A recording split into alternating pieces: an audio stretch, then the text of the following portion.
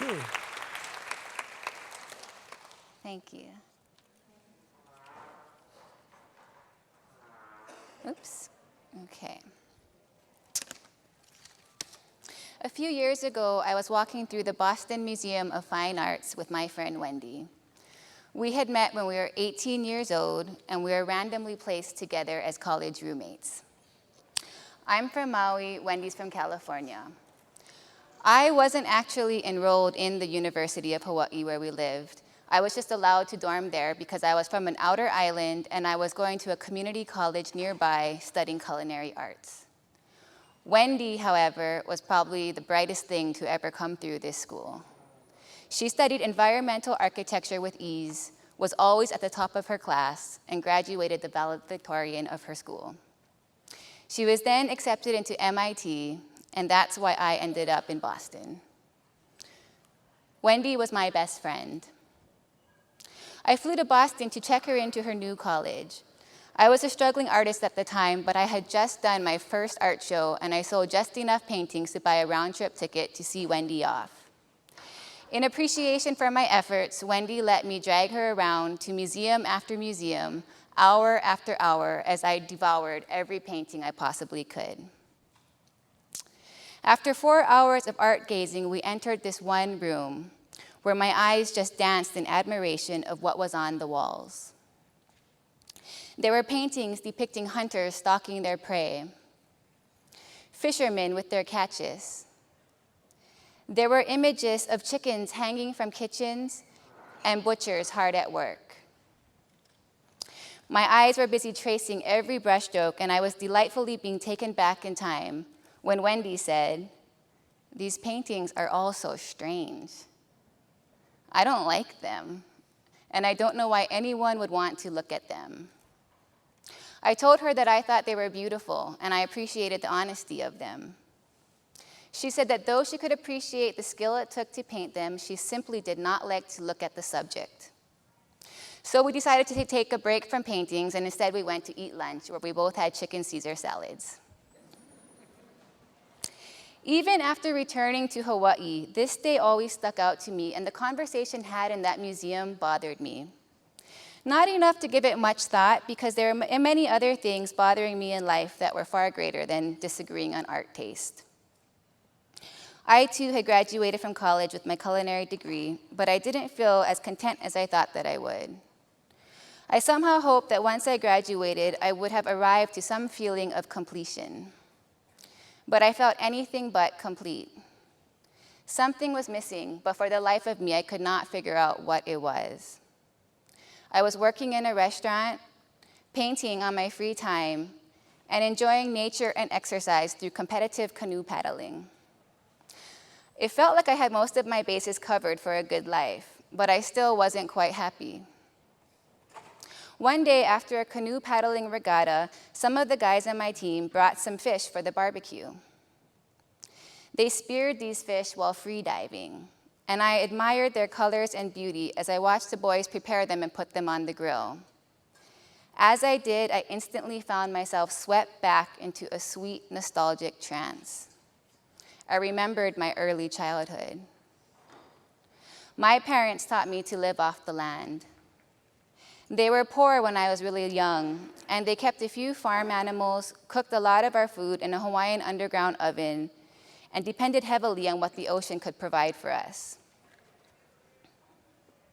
Many people look at the way that I lived as a hard life, and in a way it was, but the hard work is also what made it so magical. I loved crawling under the house every morning to collect fresh chicken eggs. I loved using the same pots my mom used to cook dinner to have to place around the house at night to catch the leaks of our tin roof. But more than anything, I loved fishing and diving with my dad. He would free dive for fish to put food on the table.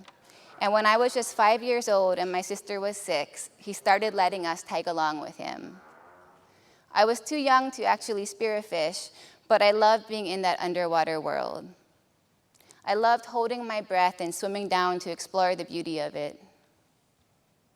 I loved always being connected to where my food came from. My sister and I would put in our orders for our favorite dinners and watch in delight as my dad would go down and get them for us. Once these memories flooded my brain, I craved so much that taste of a simple life. I realized that that connection was exactly what was missing. I was living in a city and working with food every day, but really having no connection to where my food came from or the kind of life that it lived. Fish had just become rectangular pieces of meat on styrofoam trays, and mostly everything I was working with was shipped from somewhere far away that I had no understanding of.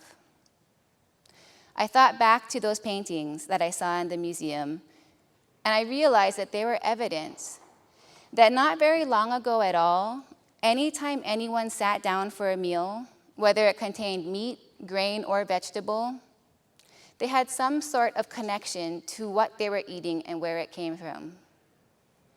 Even if the person eating didn't harvest the food themselves, they knew the people that did and had a basic understanding of the process it took to get to their plates.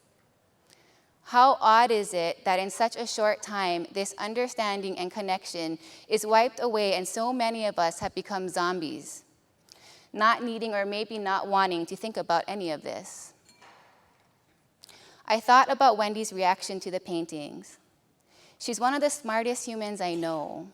She cares about the earth. She's well informed on worldly issues, and yet she couldn't make sense of why someone would find beauty or want to ever look at such images. Yet she could go next door and eat chicken in absolute delight. I realized that I wanted my connection back. So I set off into the sea, trying to see if I could learn what I had spent years watching my dad do. I remember the secrets that he taught me about holding my breath and staying relaxed. I remembered all of my local fish identification and which ones I wanted to eat, and with these memories from my 5-year-old mind and the rooted values that were still alive inside of me, I learned to hunt. And as I hunted, I not only became connected to my food again, but I became connected to my roots, my inner child, and the world around me. Cooking this food for my friends and family felt incredible, and through sharing these meals, I was able to share the stories of what it took for that catch to get to my plate. I could tell people how long I had to hold my breath, how deep I had to dive, and describe any obstacles that almost got in the way of the hunt. These stories connected others to the food we ate and made us all appreciate and savor every bite all the more. It also made people more open-minded to eat the whole fish, just like my parents had taught me to. Since relearning how to dive, I became the national and international spearfishing champion. I am the youngest person and the first female to be inducted into Hawaii's Spearfishing Freediving Hall of Fame.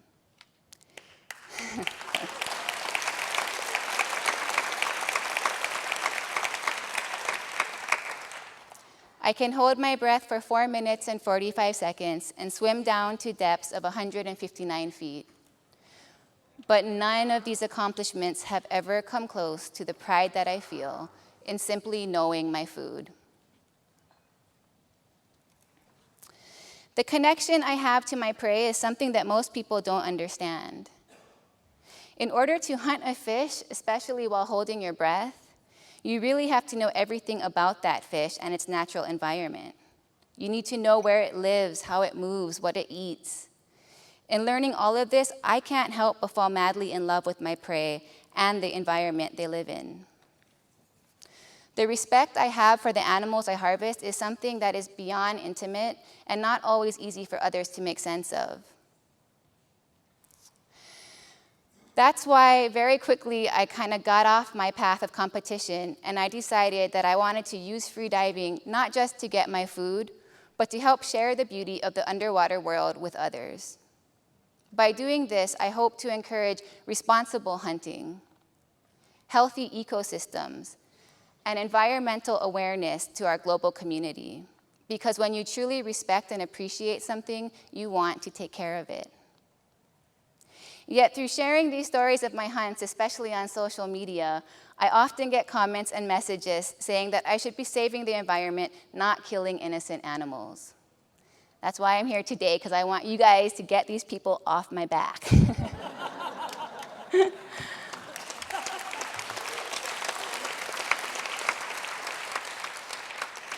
The craziest part of these comments is that when I look at the people who leave them, I see the photos of the food they eat, the clothes they wear, the products they buy, all which come from killing innocent animals, and yet no one seems to be connecting these dots. It can be so easy for people to point a finger at the person entering the ocean with a spear and somehow not see that we are all truly a part of this and in it together. I try my best to never get mad or too defensive when these comments come my way because I think of my friend Wendy. Most people who take the time to leave such a comment are doing it because they care about the environment. But as a society, we have all become so disconnected to nature that we don't even understand what that means anymore. For me, harvesting my food helps keep me authentic, accountable, and honest. Yet my lifestyle can't be a reality for everyone in the world today, and nor do I think it should need to be. I don't believe that all of us are made to hunt. Just as I don't think that all of us are made to farm, or surf, or be vegans, or rock stars. We're all different, but we're all made to eat. And that's something that I find very motivating. Food is the one thing we all have in common. We all eat. If we could all just be a little more connected to where our food comes from and the stories that every meal has to share of what it took to get it to our plates, I think we'll all be more connected as a whole. We'll be able to make better decisions that will improve the state of our world, and the appreciation for the meals we choose and the hands that prepare them will also grow immensely. I believe that the food industry has the power to create this change. Whether it's in menu descriptions, simple storytelling of the food we serve, or even the paintings that we hang on the walls of our restaurants. We have the power to educate through being transparent and honest. The power to reconnect the eater to the source, to close this gap in consciousness and bring us all back to a place of connection, awareness, and belonging. I think that by doing this, we will all start to make more conscious decisions, personal decisions, each that are different and authentic to us as individuals, but that when combined will improve the world as a whole. And as for Wendy, she's still my best friend. She got her master's at MIT. She then went on to live and work in New York for 8 years after that, but recently returned to Hawaii, where she now teaches at the very university where we first met. Can we play the video, please? In her free time, she can be found at my side and in complete admiration as she eagerly learns about how I hunt for octopus. I tickle them out of their hole instead of spearing them in their hole because I want to see how big they are and I don't want to cause unnecessary harm. Wendy watches as I show her the humane way where I kill an animal. I bite its brain, and I can concur with NASA that it does kill them immediately. It's dead. And after I bite their brain, Wendy and I both celebrate the beauty in the harvest before taking it home for dinner. Thank you very much.